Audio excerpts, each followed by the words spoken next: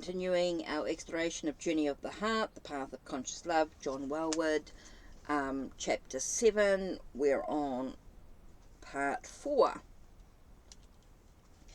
Being with Pain. How then can we open to the pain we feel when reality suddenly dashes our fondest hopes, or when our partner does not give us what we want? Often we go numb so that we do not have to feel the pain of our disappointment, or else we passively endure it. Yet nothing much ever comes from trying to ignore our pain, or from suffering stoically. We need to find the inner strength that will allow us to be with our pain in a more active way. We all have this capacity. It is only a question of arousing it. If we can suffer our pain more consciously, it can be of great use to us on our path. When Carl discovered one day that his partner had slept with another man, his pain was overwhelming. He and Sarah had been together for 5 years, and this was the longest lasting relationship he had ever been in. Before Sarah, he had never been willing to commit to a single woman. Whenever he encountered difficulties with previous partners, he had dealt with them by going outside the relationship, seeking out other women. This had allowed him to remain safe and avoid addressing his own problems with intimacy. But now his worst fear had come true. He had been betrayed. Carl's first impulse was to close his heart to Sarah and turn away from her. However, when he tried to cut off his feelings, he only created a much worse form of suffering, living with a closed heart, feeling half dead and lacking motivation to do much of anything. Yet, keeping his heart open left him susceptible to an excruciating pain that he did not know how to handle. In facing intense pain, it is often helpful at first to spend some time making a space for it, allowing it just to be there, sitting on the edge of it and inquiring into it. What really hurts the most in here? Since opening to our pain can be scary, talking about it with someone we love or trust may help us begin to connect with it in this way. As we become more comfortable sitting with our pain, we can let it touch us more directly. In working with Carl, I tried to help him stay present with how he was feeling in the moment without ever trying to fix the situation or going into despair about it. This put him directly in touch with his pain, and as it flowed through him, he felt as though all his old reference points were being swept away. Often the best way to move through such intense feelings without harming ourselves is to let the heart break open like a dam bursting. At those moments when we would most like to close it down, when we open to the pain that has been dammed up, it feels like riding the rapids of a raging river. The only way to navigate these rapids is to yield to the energetic flow of the pain.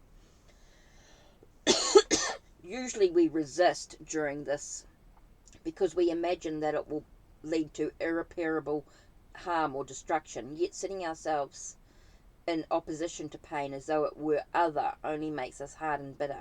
If we can open to it, we find not a demon, but ourselves. And when we let it flow freely like the blood in our veins, this clears our system as nothing else can. Connecting with his pain and following its energetic flow forced Carl to let go of control and his cool self-image. This also enabled him to see his situation more clearly. He began to realize that his pain was not just about being betrayed. On a deeper level, it was also a sorry about never having given himself fully to a relationship. In opening to his sorrow, he saw all the ways that he had kept himself apart from Sarah, just as he had with women all his life. His pain was forcing him to come in terms with his karma, these patterns of fear and denial that had made it impossible for him to have a truly satisfying relationship. So instead of destroying him, his broken heart was transforming him. Through opening his heart to his own pain, he discovered a great warrior spirit that had lain dormant within him most of his life.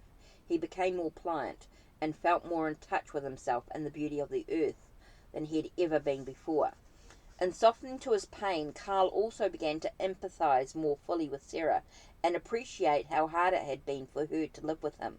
Compassion, literally suffering with, is born out of feeling the rawness of the heart, which also makes us more sensitive to others.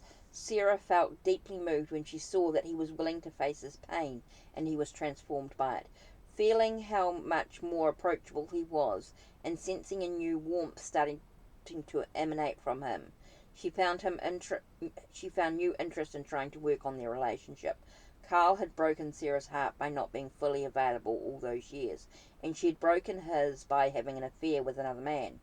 All the pain they had been through together when they eventually shared it with each other in a loving, open way, helped them to connect at a much deeper level than ever before. They realized that their relationship had a larger purpose and significance. Beyond just fulfilling their desires, it was breaking them open.